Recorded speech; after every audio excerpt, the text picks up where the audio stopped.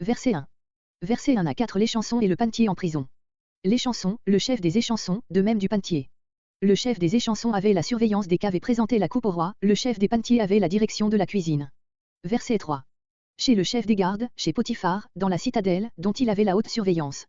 Sa maison particulière y était probablement attenante. Lieu où Joseph était enfermé. On se rappelle que Joseph avait été enfermé dans la partie de la prison réservée aux prisonniers d'État, Genèse 39.20. Verset 4. Le chef des gardes.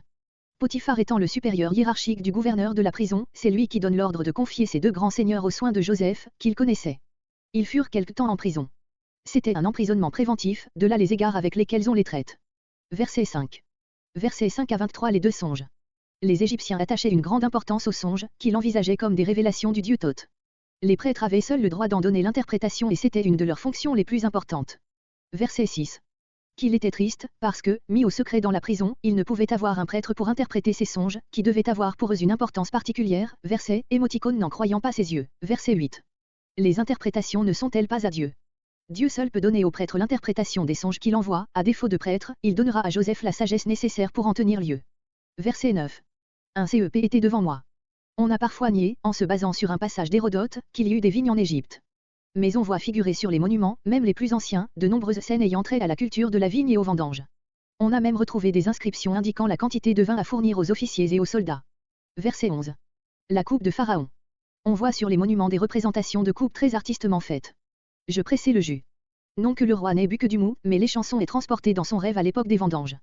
On a la représentation d'un roi offrant à une divinité une coupe dans laquelle il presse de sa main le jus de raisin. Verset 13. Élèvera ta tête, fera cesser ton état d'humiliation. Comparé 2 Rois 25.27. Verset 14. Si tu te souviens. C'est à tort que la plupart des versions traduisent, mais souviens-toi. Car il n'y a pas l'impératif en hébreu et le mot que l'on traduit par mais n'a ce sens qu'après une négation. Verset 15. Il est victime d'une double injustice, celle qui l'a fait venir en Égypte et celle qui l'a fait jeter en prison. Pays des Hébreux. Plutôt que d'employer une dénomination géographique, Joseph appelle du nom de ses pères le pays où ils habitent. Fos. Traduction littérale d'un mot hébreu, bor, qui signifie aussi prison. Verset 16. 3 corbeilles. Les monuments représentent souvent des boulangers portant leur pain dans des corbeilles ou sur des planches. Pain blanc. La boulangerie et même la pâtisserie étaient très perfectionnées chez les anciens Égyptiens. Verset 17. Les oiseaux les mangeaient, sans doute au moment où le panetier traversait la cour pour se rendre de la cuisine à la chambre à manger. Verset 19. Enlèvera. C'est en hébreu le même verbe que celui que nous avons traduit par élèvera au verset 13. Joseph annonce au panetier qu'il sera décapité, puis que son corps sera pendu à un gibet et dévoré par les oiseaux de proie.